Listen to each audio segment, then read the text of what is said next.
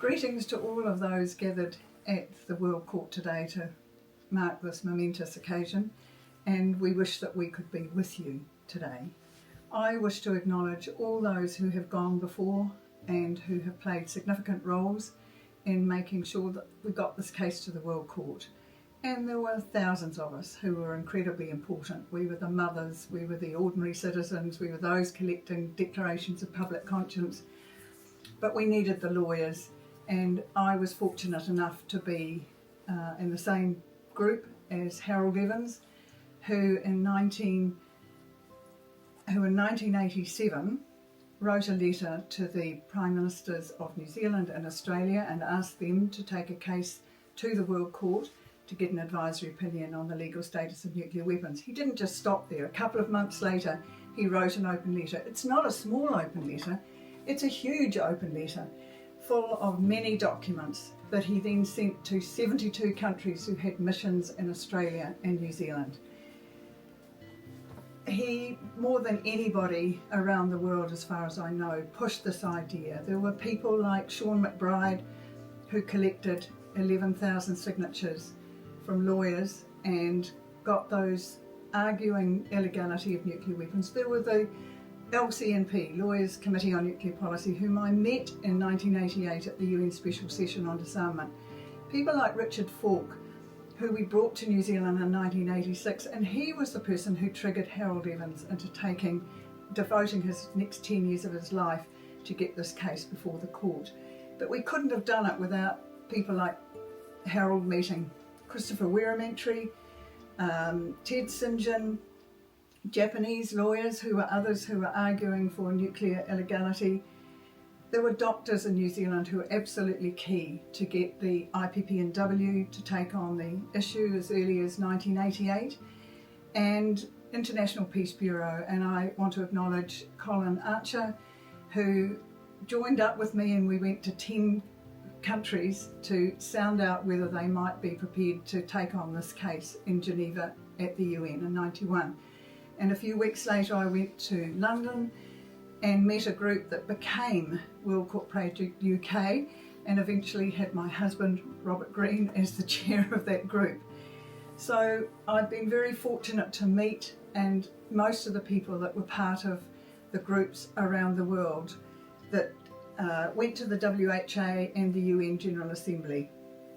Hilda Leni I want to acknowledge, who was the Minister of Environment and Health in Vanuatu and made an impassioned plea at the World Health Association Assembly to finally get a case through successfully there in 1993.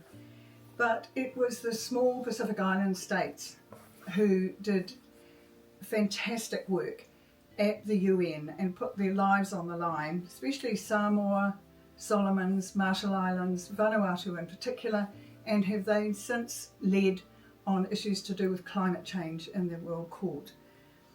So it was all sorts of people were needed. We had very little funding. What kept us all going was passion, belief in what we were doing, that we knew that this was the right course, even though people were telling us that we might get nuclear weapons declared legal, but we were prepared to take the risk. And I also want to acknowledge the leadership of the non-aligned movement, because without those 110 countries withstanding the threats to their aid and trade and the bullying that went on by the nuclear weapon states, we would not have got through the UN General Assembly. 10 years ago we held a wonderful gathering here at our university to honour those who had been involved in New Zealand in particular. We had 2 Prime Ministers attend that meeting, and we now have a bipartisan policy within our government to implement the UN, the advisory opinion from the World Court.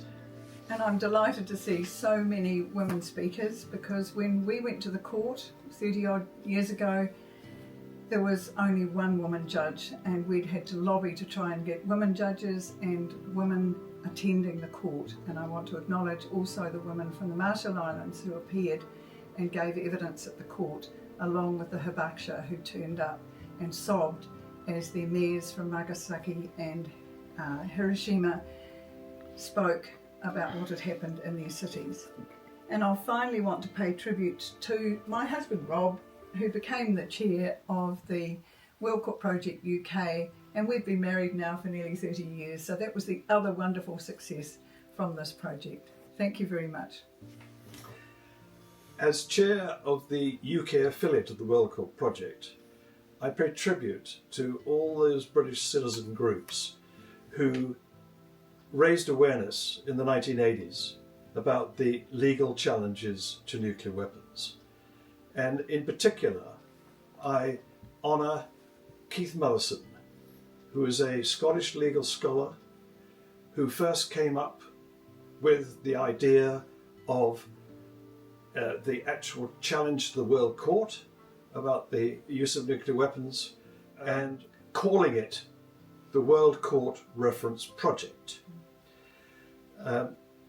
And the other person who I want to promote is the Secretary of the UK affiliate, George Fairbrother.